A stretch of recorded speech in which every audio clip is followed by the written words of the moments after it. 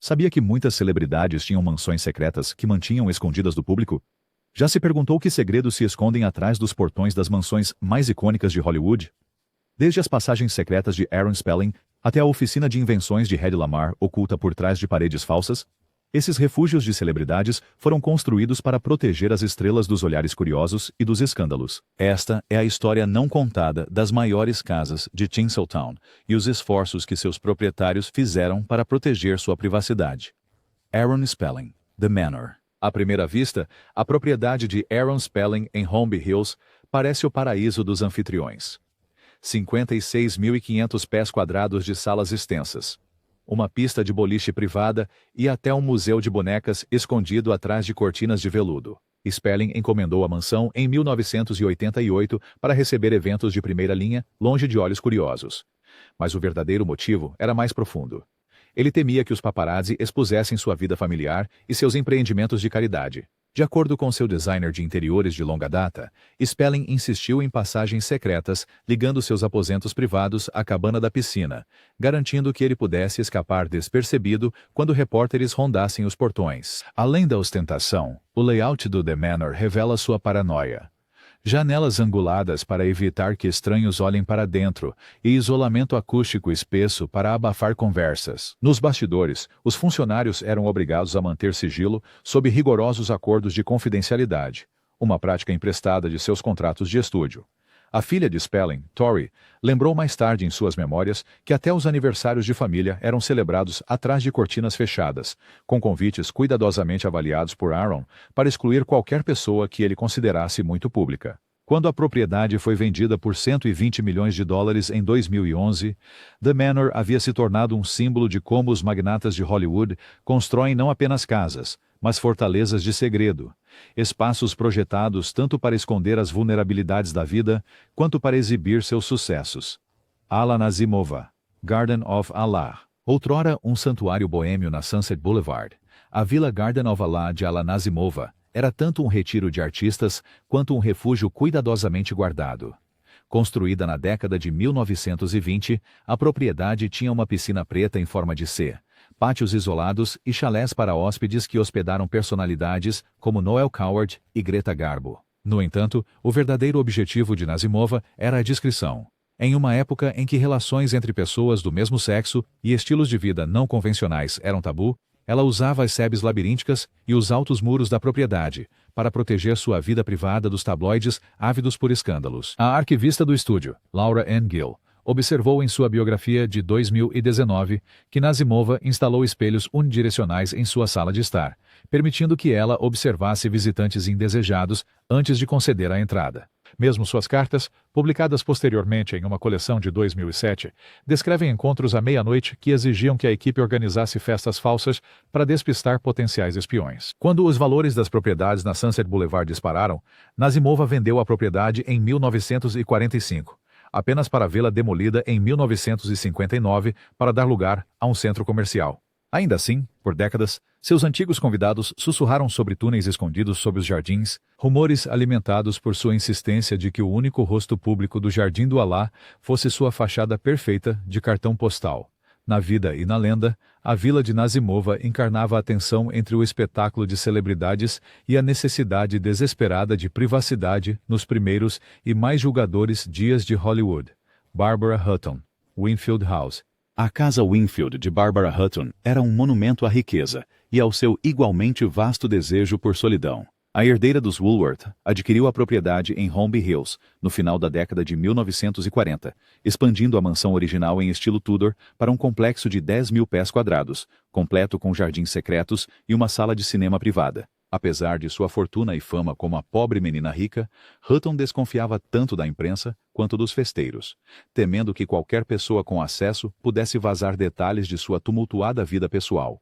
5 casamentos fracassados, longas batalhas de custódia e rumores sussurrados de má gestão financeira. De acordo com o biógrafo de Hutton, John Pearson, ela instalou um quarto do pânico ao lado do quarto principal, acessível apenas por um painel oculto na parede, abastecido com provisões de emergência e uma linha telefônica direta para seu advogado.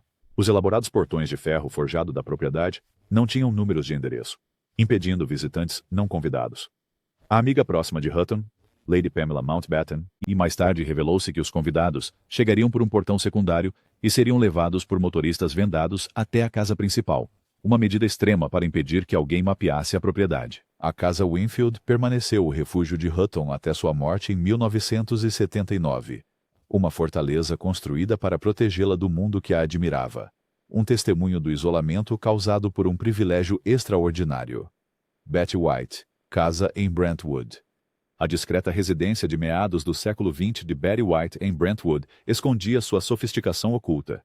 Embora a fachada modesta da casa e o quintal amigável para animais de estimação refletissem a persona pública de White, quente, acessível e obcecada por animais, também abrigava recursos avançados de segurança instalados na década de 1970, enquanto ela ascendia ao estrelato em sitcoms. White, sempre consciente da adoração dos seus fãs e dos ocasionais perseguidores, equipou a propriedade com um sistema de intercomunicação em sentido único e trancas de portão controladas remotamente, muito antes de tal tecnologia se tornar comum. Em sua autobiografia autorizada, White relatou como, durante as filmagens do show de Mary Tyler Moore, ela se retirava para uma ala de escritório escondida, acessada por uma estante deslizante para atender às chamadas sensíveis de produtores ou para descontrair após longos dias. Um jardineiro antigo contou à revista de Los Angeles que as sebes grossas que cercavam o jardim não eram apenas decorativas. Elas mascaravam sensores de movimento ligados a alarmes internos. Até os adorados cachorros de White faziam parte do plano de segurança. Eles foram treinados para alertar ao som de drones ou câmeras no alto, um impedimento inicial para paparazzi invasivos. Embora White nunca tenha discutido publicamente essas medidas, amigos notaram que ela valorizava intensamente sua privacidade, preferindo compartilhar anedotas de sua carreira ao invés de seu santuário pessoal. No final, sua casa em Brentwood permaneceu como um testemunho silencioso de uma estrela que equilibrava a acessibilidade com uma fronteira não expressa entre sua simpatia pública e sua vida privada. Buster Keaton, propriedade em Beverly Hills. A lendária mansão da era do cinema mudo de Buster Keaton em Beverly Hills era tão inventiva quanto o próprio homem.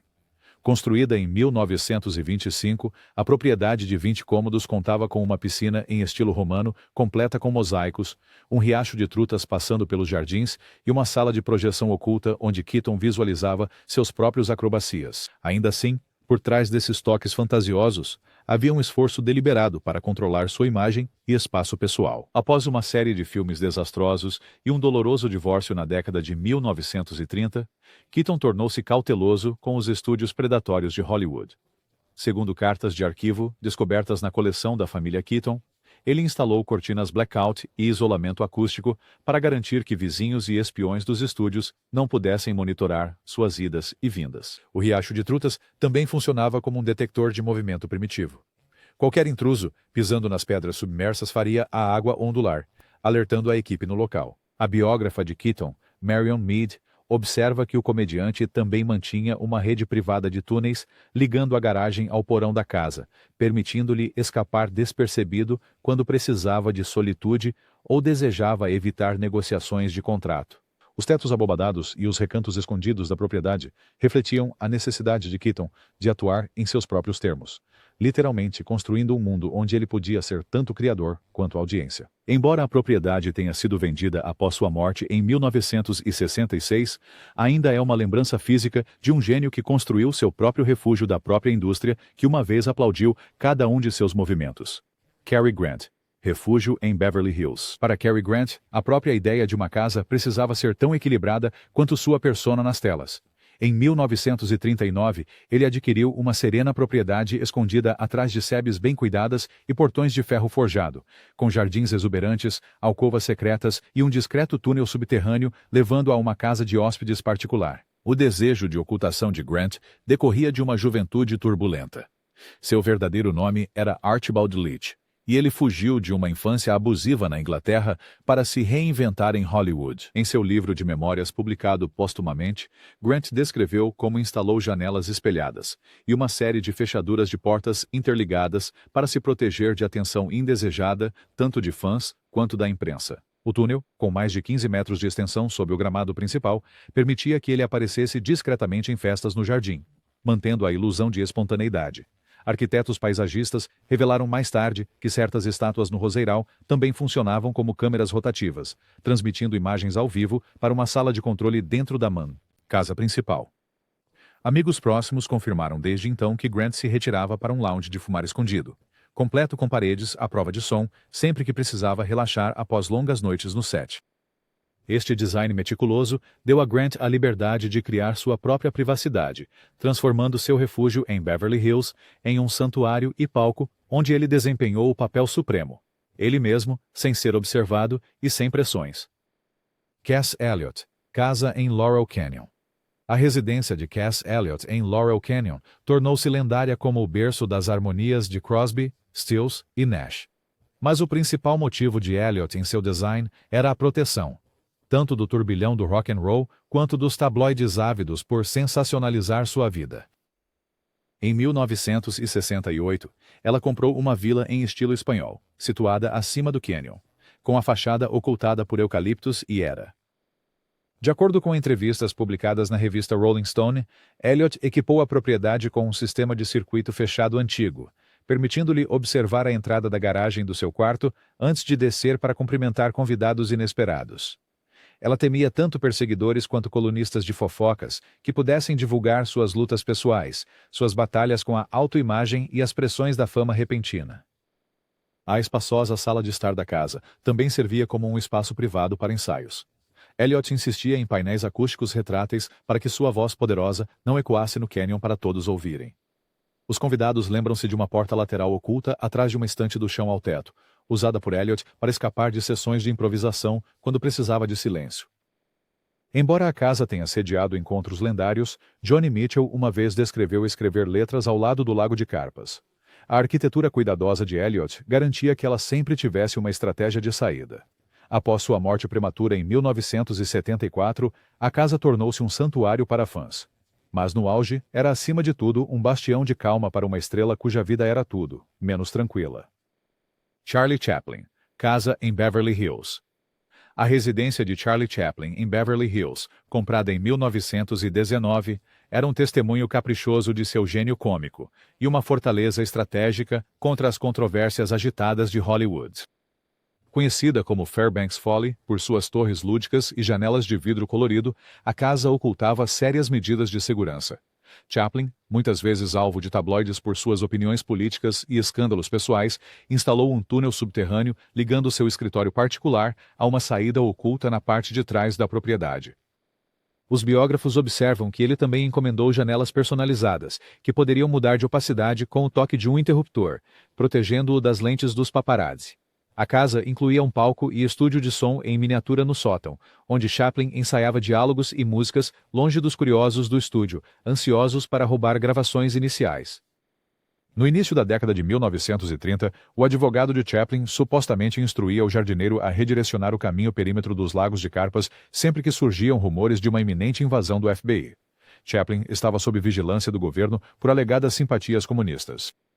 Memorandos de estúdio descobertos nos arquivos de Chaplin descrevem sua insistência em espelhos bidirecionais no salão de baile, permitindo-lhe avaliar o comportamento dos convidados e identificar qualquer um que pudesse divulgar fofocas à imprensa. Embora Chaplin eventualmente tenha deixado os Estados Unidos em 1952 sob coação, sua casa em Beverly Hills permanece como um monumento de como até mesmo a maior estrela do slapstick construiu camadas de segredo em seu refúgio, protegendo tanto sua arte quanto sua reputação de um mundo ansioso para expô-lo. Clark Gable, Encino Ranch. O rancho Encino de Clark Gable foi concebido como um antídoto rústico à máquina de Hollywood. Mas também era um refúgio calculado dos executivos de estúdio e dos fotógrafos persistentes. Comprada em 1937, a vasta propriedade contava com pastagens ondulantes, estábulos e um chalé isolado, onde Gable se refugiou após a trágica morte de sua esposa, Carole Lombard, em 1942. De acordo com cartas publicadas no Jornal da História de Hollywood, Gable mandou construir uma série de estradas de terra e entradas falsas espalhadas pelo rancho, confundindo veículos que o seguiam. Ele também instalou cercas de alta voltagem ao redor dos aposentos privados, uma medida posteriormente criticada por seu perigo, tanto para invasores quanto para funcionários. Na casa principal, Gable criou um salão para cavalheiros atrás de um painel escondido na biblioteca, acessível apenas ao pressionar um livro que correspondia ao seu brasão pessoal. Pessoas internas ao estúdio relataram que Gable desaparecia lá por horas, lidando com delicados apelos de títulos de guerra e campanhas de escrita de cartas, longe de ouvidos curiosos. Os ajudantes do rancho lembram a lendária Cherry Gable Curve, uma via sinuosa através de bosques de eucaliptos que ele dirigia à noite para despistar qualquer carro que o seguisse. Após a morte de Lombard, Gable raramente dava entrevistas do rancho, preferindo divulgar declarações do estúdio. Quando ele vendeu a propriedade em 1955, os novos proprietários descobriram um cofre trancado no porão contendo os pertences pessoais de Carol. Um lembrete pungente de que, para Gable, o rancho ensino era mais do que uma casa. Era um santuário construído para proteger tanto sua tristeza quanto sua autonomia. Dolores del Rio, casa modernista de Neutra. Entrar na joia modernista de meados do século XX de Dolores del Rio é como entrar em uma escultura viva, mas por trás de suas linhas elegantes estava a cuidadosa busca de uma estrela por discrição. No final da década de 1940, Del Rio encomendou a Richard Neutra que fundisse sua herança mexicana com a estética de vanguarda do sul da Califórnia, resultando em paredes de vidro inseridas em aletas de concreto. Ainda assim, as janelas que ofereciam vistas amplas do cânion estavam equipadas com vidro eletrocrômico, um dos primeiros vidros inteligentes que Del Rio podia escurecer com o toque de um botão, bloqueando olhares curiosos quando recebia executivos de estúdios ou protegia amantes longe das fofocas dos tabloides. De acordo com cartas no arquivo de Del Rio, ela temia que qualquer vazamento de seus assuntos pessoais, especialmente seus romances discretos, prejudicasse sua carreira nos círculos conservadores de Hollywood. Os beirais angulares e os brise-soleis da propriedade não eram meramente ornamentos arquitetônicos. Eles escondiam câmeras de vigilância que Del Rio instalou após um incidente com um helicóptero de paparazzi em 1952. Atrás da escada flutuante havia um escritório escondido, acessível apenas por meio de um painel deslizante oculto em uma estante embutida, onde ela revisava roteiros e negociava contratos longe de ouvidos curiosos. Embora a casa seja agora celebrada como um marco modernista, no tempo de Del Rio, funcionava tanto como um santuário criativo, quanto como uma fortaleza de alta tecnologia. Um exemplo precoce de uma estrela de cinema utilizando design e tecnologia emergente para criar um espaço privado sob o brilho da fama. Douglas Fairbanks, Fairbanks Ranch. A vasta propriedade de Douglas Fairbanks, em Santa Mônica, foi apelidada de Paraíso dos Atletas, mas também serviu como seu perímetro de segurança pessoal durante a era silenciosa e sem lei de Hollywood. Fairbanks, famoso por seus papéis de espadachim, não poupou gastos ao criar um lago particular cercado por ciprestes, um ginásio equipado com materiais olímpicos e um túnel oculto que leva a uma casa de barcos. Biógrafos observam que Fairbanks, cauteloso tanto com possíveis sequestradores quanto com ambiciosos caçadores de autógrafos, ligou a porta da casa do barco a um alarme silencioso em seu quarto, garantindo que ele pudesse escapar despercebido se sua solidão fosse ameaçada. Os convidados na fazenda de Fairbanks, mais tarde, recordaram funcionários vestidos com roupas simples, monitorando o perímetro através de monitores de circuito fechado primitivos, incomum para a década de 1920, quando a maioria das estrelas dependia apenas de seguranças contratados. O zelador da propriedade, em uma memória publicada póstumamente, descreveu a insistência de Fairbanks para que os visitantes deixassem seus relógios de bolso e câmeras em uma cabana de verificação antes de entrar nos terrenos, reduzindo o risco de fotografias clandestinas ou roubo. Após a morte de Fairbanks, em 1939, o rancho entrou em decadência, mas os historiadores apontam para seu layout de segurança avançado como um dos primeiros exemplos de uma celebridade integrando tecnologia de vigilância em uma residência privada. Um legado duradouro de uma estrela que procurou controlar não apenas sua imagem nas telas, mas as próprias fronteiras de seu mundo pessoal. Elizabeth Taylor, mansão em Bel Air. A propriedade de Elizabeth Taylor em Bel Air era uma fortaleza de romance e segredo, construída para proteger uma das vidas mais escandalosas de Hollywood da incessante escrutínio da imprensa. Comprada em 1956 no auge de sua fama, a mansão em estilo georgiano ostentava amplos jardins de rosas e um spa privado, mas a verdadeira inovação de Taylor estava no subsolo. Plantas de estúdio descobertas nos arquivos da Fundação Taylor revelam uma rede subterrânea de túneis ligando a casa principal a um discreto chalé de hóspedes, A resposta de Taylor para garantir que Richard Burton, seu amor secreto antes de os papéis do divórcio serem apresentados, pudesse entrar e sair sem provocar manchetes. O assistente pessoal de Taylor, em entrevistas gravadas para uma biografia de 2005, relembrou como os túneis eram revestidos com painéis à prova de som e suavemente iluminados por arandelas ocultas para abafar passos e flashes de câmeras. A fachada da mansão foi propositalmente projetada para se assemelhar. Ainda uma elegante mansão britânica, desviando a atenção das suas modernas características de segurança. Iluminação exterior ativada por movimento, espelhos unidirecionais na sala de jantar e postos de guarda privados em cada portão, operados durante 24 horas por dia. O medo de Taylor de que os paparazzi expusessem seus relacionamentos turbulentos, primeiro com Mike Todd, depois com Burton, fez com que ela tratasse Bel Air tanto como casa quanto como centro de operações. Após a morte de Taylor, em 2011, a propriedade foi vendida para um comprador privado que selou os túneis. Mas, por décadas, ficaram como testemunhas silenciosas de uma história de amor que o mundo nunca deveria ver. Errol Flynn, Mulholland Farm. O refúgio de Errol Flynn em Hollywood Hills era mais do que um esconderijo de aventureiro. Era um covil cuidadosamente projetado de privacidade para o ator famoso por sua ousadia nas telas e seus excessos fora delas. Adquirida em 1942, Mulholland Farm ficava posicionada em uma encosta íngreme, acessível apenas por uma única entrada sinuosa que Flynn brincando chamava de Espada de Damocles. Qualquer escorregão e você cairia no desfiladeiro abaixo.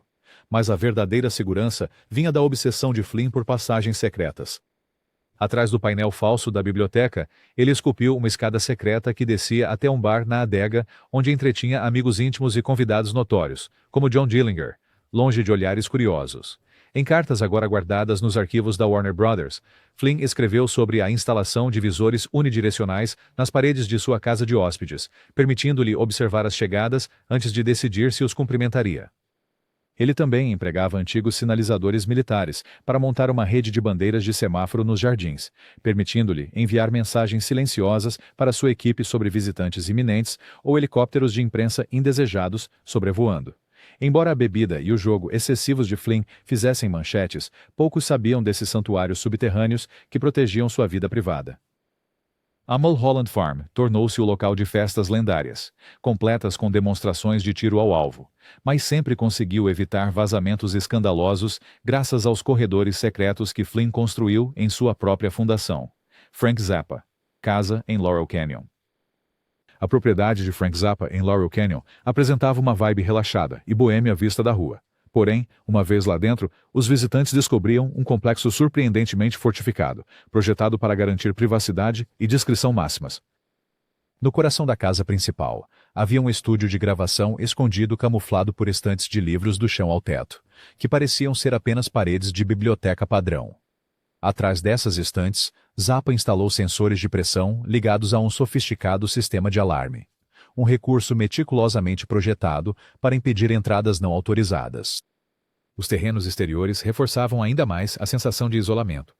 Zappa plantou densos bosques de bambu ao redor do perímetro da propriedade, criando uma barreira natural que tanto bloqueava a vista da estrada quanto ajudava a abafar o som emanando do estúdio dele. Além do bambu, sebes altas e árvores formavam múltiplas camadas de folhagem, garantindo que olhos ou ouvidos curiosos não tivessem um ponto de vista claro. Além do paisagismo estratégico, Zappa colocou uma câmera de circuito fechado acima da porta do estúdio, com a transmissão direcionada para um pequeno monitor oculto dentro de um armário de armazenamento. Isso permitia a ele observar o movimento de quem chegava ao estúdio sem interromper o trabalho em andamento. Dentro, a casa estava equipada com diversas proteções elétricas, que podiam alertá-lo sobre movimento nos corredores principais. Até mesmo espaços inofensivos, como o hall de entrada e a sala de estar, estavam equipados com sensores de movimento discretos, projetados para detectar e registrar cada nova presença. Por toda a residência, Zappa manteve uma estética que combinava um toque vanguardista com camadas quase invisíveis de segurança tecnológica. As paredes e os pisos estavam cuidadosamente isolados para conter o som, garantindo que quaisquer ensaios ou sessões privadas permanecessem estritamente confidenciais. Ao misturar elementos criativos com medidas de proteção avançadas, ele criou uma casa que era ao mesmo tempo refúgio espaço de trabalho e fortaleza, um testemunho de um músico que se recusava a comprometer a privacidade ou a segurança dentro de seu domínio pessoal. Jean Harlow e Paul Byrne, mansão do assassinato. Antes de ser demolida, a casa em Beverly Hills, onde Jean Harlow viveu brevemente com Paul Byrne, era um exemplo marcante da predileção de Hollywood, nos primeiros tempos por recursos avançados de segurança. Embora a fachada parecesse típica das propriedades luxuosas da área, o casal transformou discretamente o interior em um lugar fortificado por sistemas de vigilância inovadores na época. No Entrada Grandiosa, Byrne havia instalado uma forma inicial de circuito fechado de televisão, permitindo que os residentes observassem qualquer pessoa que se aproximasse da porta de entrada antes de conceder-lhes acesso. Uma vez que os visitantes entravam, a casa apresentava mais evidências da dedicação de Byrne à privacidade e ao controle. Quase todas as portas internas foram equipadas com trancas pesadas, garantindo que o acesso entre os cômodos pudesse ser rigidamente controlado. Mesmo as passagens que levam a seções menos frequentadas da mansão receberam essas trancas, refletindo um desejo de manter limites rígidos. Medidas de segurança adicionais incluíam janelas reforçadas e interruptores de alarme ocultos em locais estratégicos, permitindo que os ocupantes convocassem assistência de forma discreta, se necessário. Byrne também empregava um serviço de guarda de 24 horas, posicionando pelo menos um vigia na propriedade o tempo todo.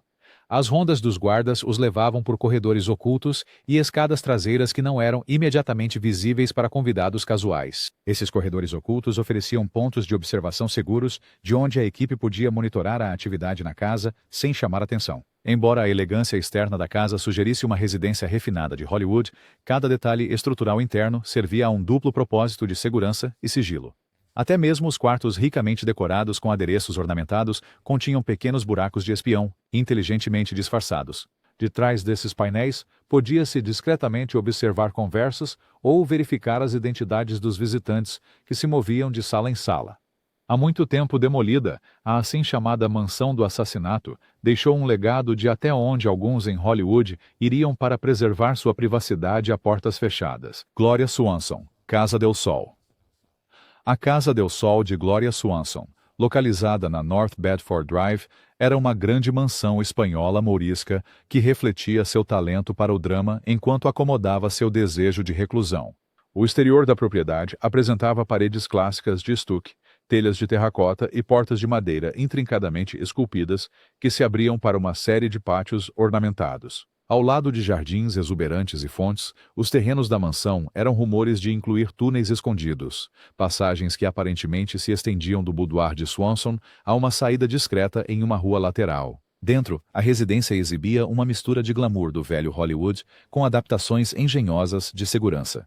Swanson mandou instalar portas reforçadas com aço em áreas-chave, notavelmente em sua suíte privada e em uma sala de estar onde conduzia muitas reuniões pessoais. Naquela sala de estar, ela também colocou espelhos de duas faces, habilmente projetados para parecerem painéis decorativos. Esses espelhos permitiam que ela observasse interações sem ser vista, garantindo que pudesse avaliar quaisquer visitantes ou ouvintes que pudessem entrar. A capela da Casa del Sol, embora usada para contemplação e pequenas reuniões, dizia-se que continha uma alcova escondida atrás de uma tela de altar ornamentada.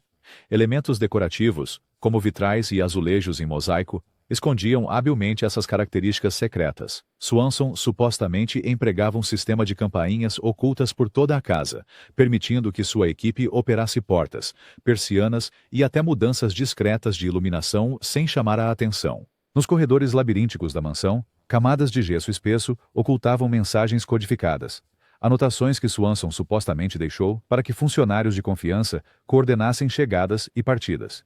Uma rede de mensageiros privados entregava suas cartas e roteiros mais sensíveis diretamente em uma passagem trancada perto da entrada principal, evitando rotas postais comuns. Ao orquestrar cada detalhe de seu espaço de vida, Swanson criou um refúgio luxuoso, porém fortificado, mesclando o estilo opulento da era dourada de Hollywood com um compromisso com a privacidade pessoal e liberdade irrestrita. Harold Lloyd, propriedade Green Acres. A propriedade Green Acres de Harold Lloyd epitomizava a grandeza de Hollywood dos 1920. No entanto, também servia como exemplo de design residencial seguro. Com 44 cômodos, a propriedade contava com um zoológico particular e um campo de golfe pessoal.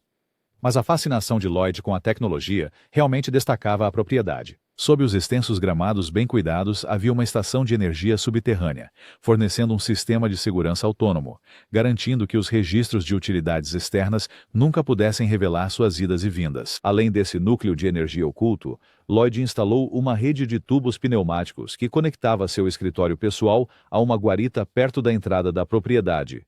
Os tubos permitiam que ele enviasse mensagens, chaves ou até pequenas quantias de dinheiro sem sair do escritório, oferecendo eficiência e discrição.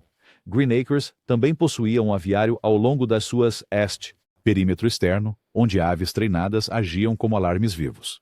Elas foram condicionadas a grasnar alto ao verem rostos desconhecidos ou movimentos incomuns, alertando efetivamente a equipe sobre possíveis intrusos. A casa principal continha inúmeras adições de segurança inovadoras. Uma das alas da propriedade abrigava uma sala de projeções à prova de som, acessível apenas por uma porta secreta disfarçada de quadro do icônico truque da torre do relógio de Lloyd. Este refúgio permitia que ele realizasse exibições privadas de filmes sem se preocupar com escutas.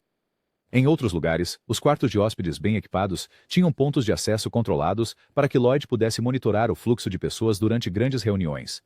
Além de seu esplendor óbvio, tetos ornamentados, escadarias de mármore e coleções de arte luxuosas, a propriedade foi projetada para proteger a privacidade de seu proprietário a cada momento. Até mesmo o paisagismo tinha um duplo propósito. Arbustos altos e árvores estrategicamente posicionadas garantiam que a vista de cada janela permanecesse desobstruída por dentro, mas oculta de olhares curiosos do lado de fora. Juntas, essas características demonstraram o espírito inventivo de Lloyd, provando que Green Acres não era apenas uma residência grandiosa, mas uma fortaleza de conforto e engenhosidade técnica no coração de Beverly Hills.